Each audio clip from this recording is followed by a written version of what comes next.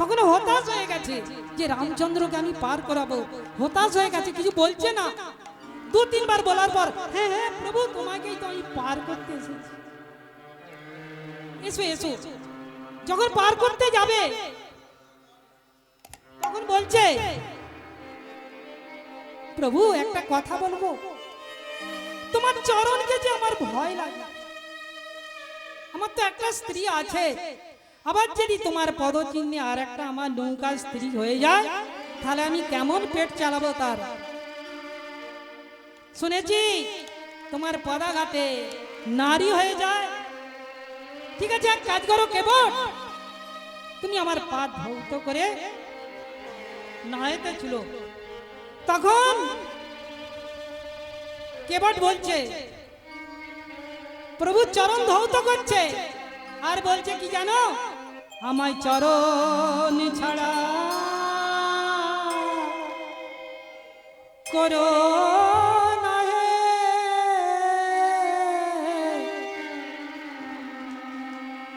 আমায় চরণ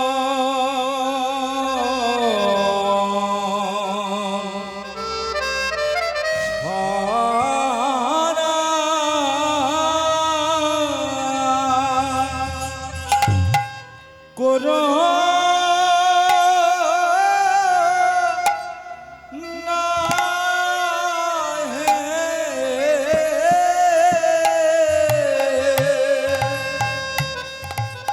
আমায় চরণ ছাড়া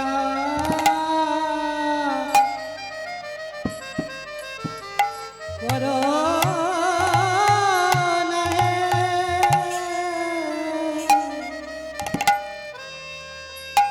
আমায় চরণ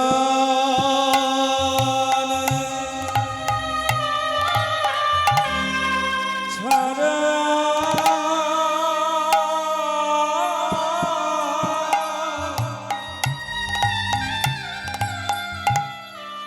ও গো করো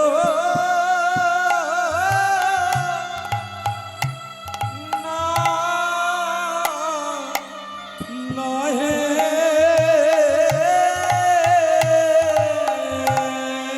আমি ওই চরণে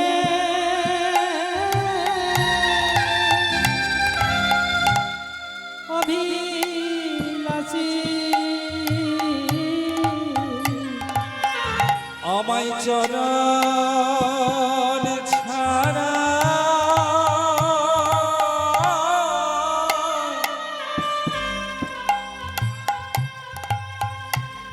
করো না, না হে। আমি এ জন্মে না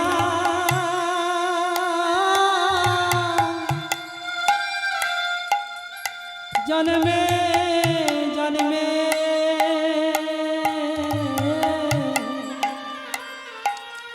ও গো ছাড়া ছাড়া করো না হে। আমি এ জন্মে না জন্মে জন্মে চরণ ছাড়া করো জন্মে না জন্মে জন্মে চরণ ছাড়া করো চরণে অধিকারী আমায় চরণ ছাড়া করো আমায় চরণ ছাড়া করো না হে। চরণ ছাড়া করো না হে।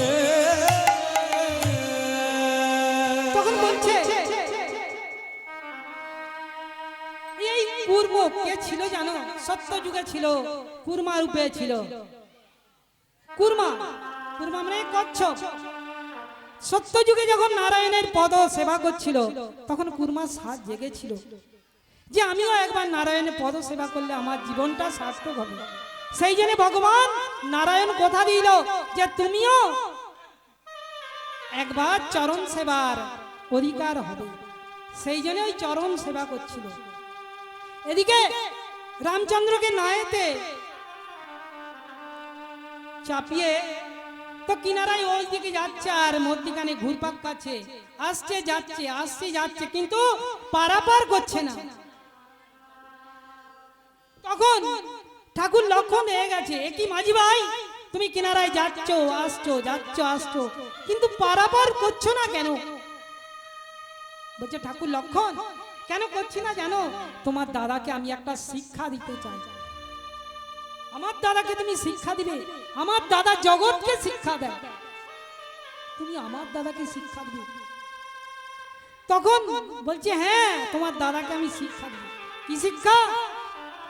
আজকে তোমার দাদা আমার নায়েতে চেপেছে, আমি কিনারায় নিয়ে যাচ্ছি আর আসছি, নিয়ে যাচ্ছি আসছি, কিন্তু পারাপার করছি না। প্রভু আমার কাছে তোমার এইটাই বিনতি যে আমি তখন তোমার কিনারায় চাপবো, প্রভু এক ডাকে যেন পারাপার করে দিও। নিতাই গৌর প্রেমানন্দে হরি হরি বল। এদিকে অদ্বৈত আচার্য বলছে এসো, অনেক দিনে তোমায় দেখবো বলে আমার আঁখো বিছায়ে বসে আছি।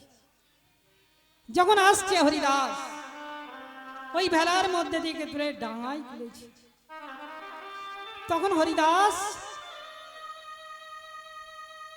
বলছে কে কে আমায় ডাঙায় তুলল? হরিদাস তখন বলছে হরিমন মজায় লুকালি কথা, হরিমন মজায় লুকালি কথা, হরিমন মজায় লুকালি কথা, হরিমন মজায় লুকালি কথা। হবে একা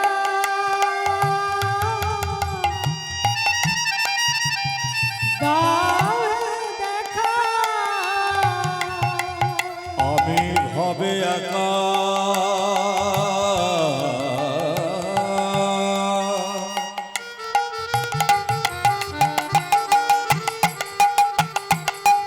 দাও হে দেখা,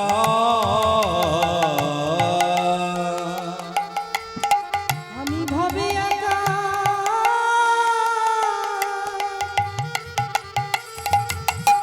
দাও হে দেখা, আমি হবে একা,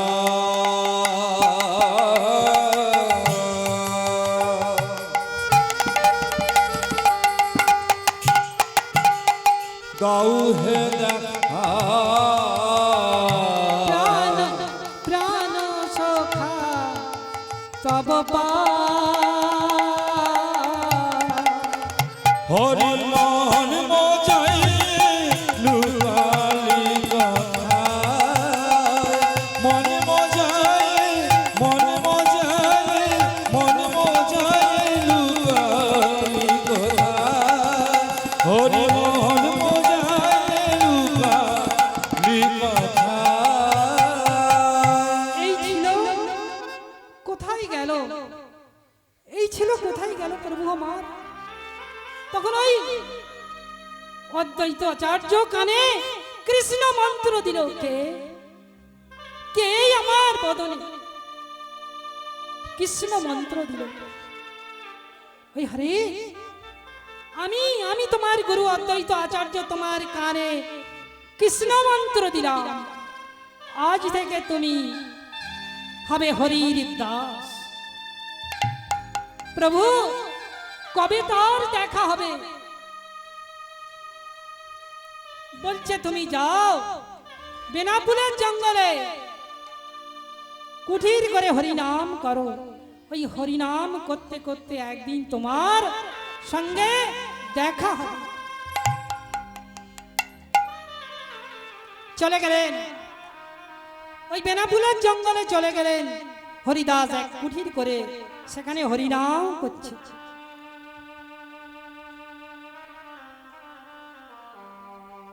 জপ জপ করিবে কৃষ্ণ আরাধনা, তাহার চরণে হয় সর্বজন।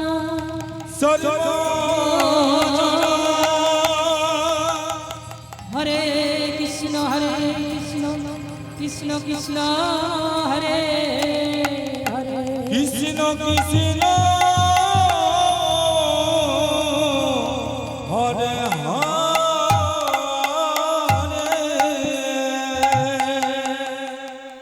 এইভাবে কৃষ্ণ নাম করছে বেনাপুলের জঙ্গলে কুঠিরে। করতে করতে আনতে ওই রামচন্দ্র খায়ে রাজত্বে বৈষ্ণব করে দিয়েছে। এ কি মহারাজের কাছে খবর গেল, মহারাজ বেনাপুলের জঙ্গল এক বৈষ্ণব এসছে, সে ওই কৃষ্ণ নাম করে করে আদে রাজত্বকে বৈষ্ণব করে দিয়েছে। বৈষ্ণব করলে তো চলবে না, আমার রাজত্ব সাত্বিক রাজত্ব। তখন বলছে হ্যাঁ, এর উপায় করতে হবে। উপায় কি? আমার আছে লক্ষ হীরা, লক্ষ হীরা আছে। লক্ষ হীরার কাজ কি হচ্ছে? রাজা মহারাজাদের বাগান বাড়িতে নিয়ে যেয়ে তাদের গান বাজনা করে আনা, ফুর্তি আমোদ করানোর জন্য। তখন ওই বাগান বাড়িতে লক্ষ হীরা গাইছে, আমি যে জলসাগরে বেলো আজি ঝাড়, আমি যে জলসাগরে বেলো আজি ঝাড়, আমি যে জলসাগরে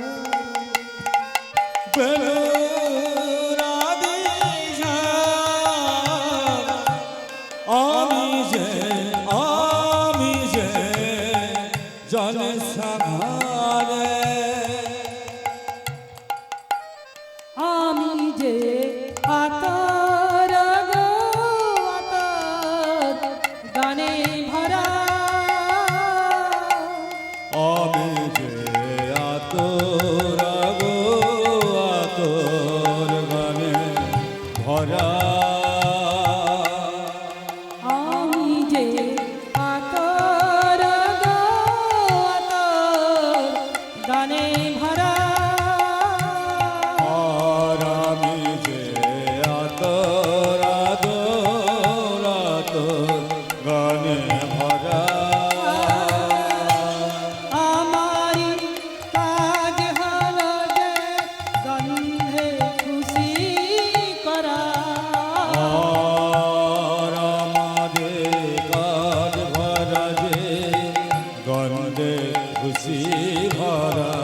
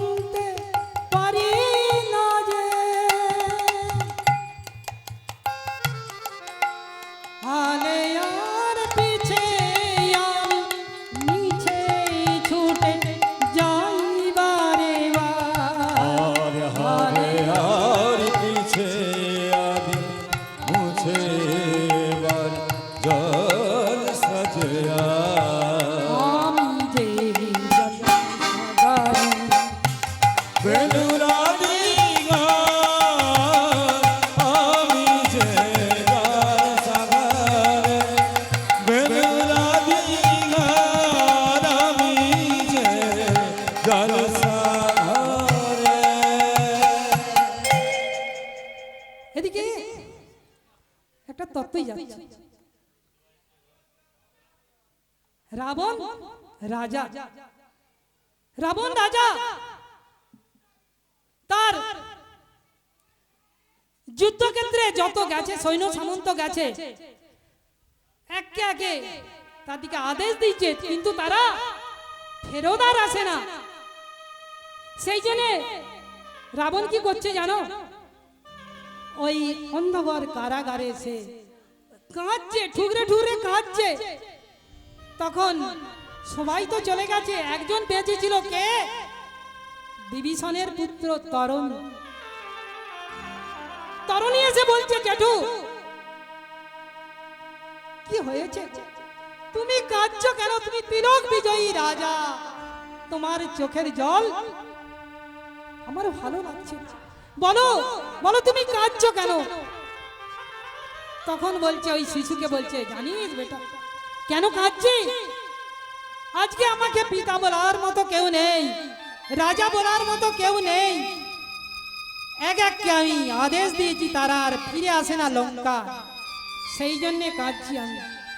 বলছে, জেঠু তোমাকে আর কাঁদতে হবে না, আমি যাব ভগবান রামচন্দ্রের সাথে যুদ্ধ করতে, তোমার কাছে এনে দেবো রামচন্দ্রকে বন্দি করে। বলছে, না, এক এক করে যাদের আদেশ দিয়েছি তারা আর ফিরে আসে না, তোকে আমি আদেশ দিতে পারবো না। কেন জানি? যে আদেশ দিতে দিতে আদেশ দিতে দিতে আমি আর পারি। যা তোর মায়ের কাছে যা, তোর মা যদি আদেশ করে তখন তুই যুদ্ধক্ষেত্রে যাবি। তখন ওইটুকুনি ছোট্ট 13 বছরের ছেলে যাচ্ছে, মা গো মা, মা তুমি আমাকে আদেশ করো, আমি রামচন্দ্রকে বধ করে আনবো, রণক্ষেত্রে যাব। তখন ওই বিভীষণের স্ত্রীর নাম তারা।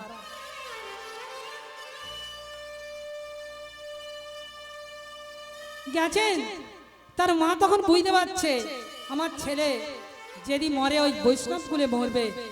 তখন মনে মনে বলছে, এসো বাবা এসো, তোমায় আমি সাজায়ে দিই, সাজায়ে দিই।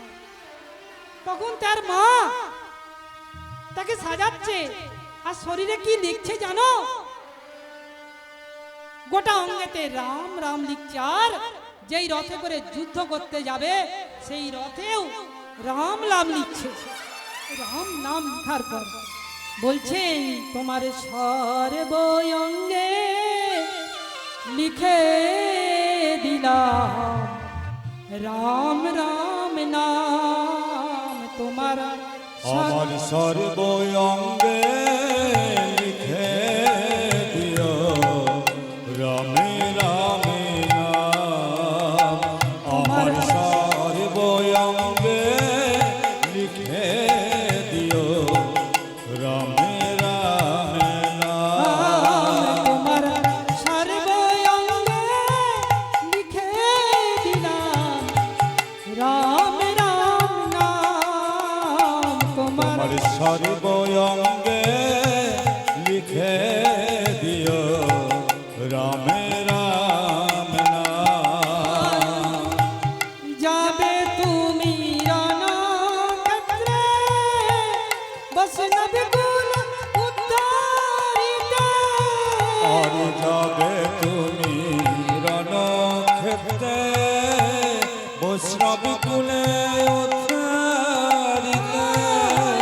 যাবে তুমি রণক্ষেত্রে, বৈষ্ণব কুল উদ্ধারিতে। আর যাবে তুমি রণক্ষেত্রে, বৈষ্ণবী কুলে উদ্ধারিতে।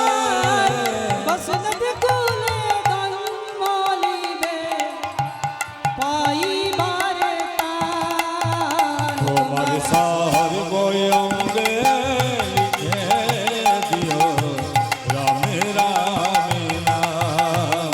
তোমার সর্বঙ্গে লিখে দিও রামে রামে নাম।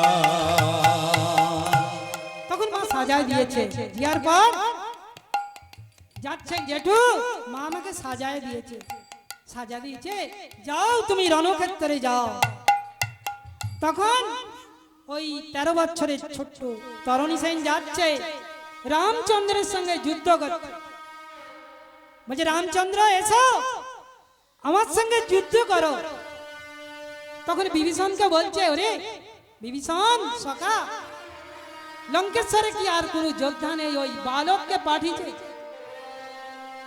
যাও বালক, তোমার বক্ষ মাঝে আমি বাণ প্রয়োগ করতে পারবো না। তখন ওই ছোট্ট শিশু তরুণী বলছে, রাম তুমি পুরুষোত্তম রাম, তোমার মুখে এইসব কথা মানায় না। যুদ্ধ করতে যে আসে তার একটাই নাম, সে ক্ষত্রিয়, তার সঙ্গে তুমি যুদ্ধ করো, তোমার কথা মানায় না। তখন এই রামচন্দ্রকে বিতাড়িত করছে তুই যুদ্ধের জন্য। তখন রামচন্দ্র বাধ্য হয়েছে, ঠিক আছে বালক, তবে আমার সঙ্গে যুদ্ধ করো। তখন ওই রামচন্দ্র বাণ মারছে, আর এদিকে তরুণী সেন বাণ মারছে, কিন্তু বাণ কারো প্রয়োগ হচ্ছে না। যে কি কোন বাণ যে তার শরীরে আঘাত করছে না। তরুণী বিভীষণ, তখন বিভীষণ জানতো যে আমার পুত্র এ তরুণী সেন। তখন ওই রামচন্দ্রকে বৈষ্ণব বাণ ধরে দিল, না এই বাণেতে তুমি ও শিরচ্ছেদ করো। তখন ওই বাণ নিয়ে মারার পর তরুণী সেনের শিরচ্ছেদ হয়ে গেল। তখন শিরচ্ছেদ হয়ে যাওয়ার পর কাটা মুন্ডু রাম রাম রাম রাম বলে ডাকছে কাতর ভাবে। তখন রামচন্দ্র বলছে, এ আমার কেমন ভক্ত! শিরচ্ছেদ হয়ে যাবার পরেও বদনে উচ্চারণ হচ্ছে রাম রাম রাম। তখন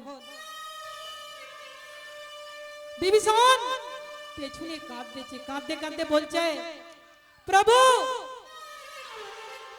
এ আমার একমাত্র পুত্র তরুণ বিভীষণ, একে তুমি কি করলে? তোমার পুত্রকে তুমি নিজ হাতে হত্যা করলে। তখন বিভীষণ বলছে, প্রভু রামচন্দ্র, আমি তোমায় কথা দিয়েছি, আমার লঙ্কেশ্বরে যেই হোক সে আমার শত্রু।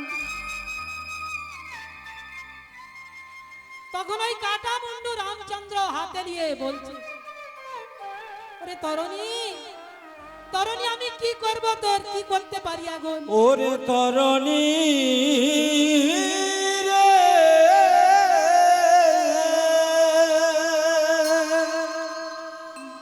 ওরে তরণী,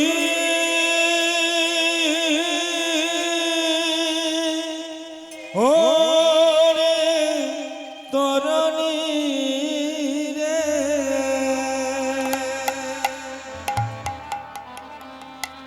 তখন ওই কাটা মুন্ডুকে বলছে, তরুণী আমার তো এ যুগে তোকে দিয়ার কিছু নেই, তবে আমি তোকে কথা দিলাম, তারপরে তুই আমার শাখার সুবল হবি। তোকে এই ভালোবাসার জন্য আমি তোকে পাতার ছলে কাঁধে করে নিয়ে ঘুরবো, তবেই আমার মনোবাঞ্ছা পূর্ণ হবে। নিতাই গৌর প্রেমানন্দে হরি হরি। হরি বল। এদিকে বেনাপুলের জঙ্গলে লক্ষ্মীরা ডাক করেছে, লক্ষ্মীরা তোমাকে রামচন্দ্র খাঁট ডাক। গেলেন মহারাজ, মহারাজ আদেশ করো যে বেনাপুলের জঙ্গলে এক ফকির সাহেব এসেছে, তাকে তুমি ভণ্ড বলে প্রণাম করো। তাকে ভণ্ড বলে প্রমাণ করতে হবে এই কথা? মহারাজ আমাকে 3টে দিন টাইম দিন, এই 3 দিনের হয় সে আমার, নালে আমি তাই। তখন বেনাপুলের জঙ্গলে হরিদাস হরিনাম করছে। দিনে 3 লক্ষ জপ না করে সে জলগ্রহণ করেনি। আর এরই মধ্যে গেছে ওই লক্ষ হীরা গেছে। যাওয়ার পরে হরিদাস বলছে, তুমি এসেছো মা, বসো বসো বসো। আমার তো আবার 3 লক্ষ জপ ডালে আমার জলগ্রহণ হয় না, তুমি বসো, আমার 3 লক্ষ জপ করতে দাও, তারপরে আমি তোমার কথা শুনবো। তখন ওই হরিদাস বলছে, কৃষ্ণ কৃষ্ণ কৃষ্ণ হে কৃষ্ণ কৃষ্ণ কৃষ্ণ হে কৃষ্ণ কৃষ্ণ কৃষ্ণ হে কৃষ্ণ কৃষ্ণ কৃষ্ণ হে কৃষ্ণ কৃষ্ণ কৃষ্ণ হে কৃষ্ণ কৃষ্ণ কৃষ্ণ হে কৃষ্ণ কৃষ্ণ কৃষ্ণ হে কৃষ্ণ কৃষ্ণ কৃষ্ণ কৃষ্ণ কৃষ্ণ হে কৃষ্ণ কৃষ্ণ কৃষ্ণ হে কৃষ্ণ কৃষ্ণ কৃষ্ণ হে কৃষ্ণ কৃষ্ণ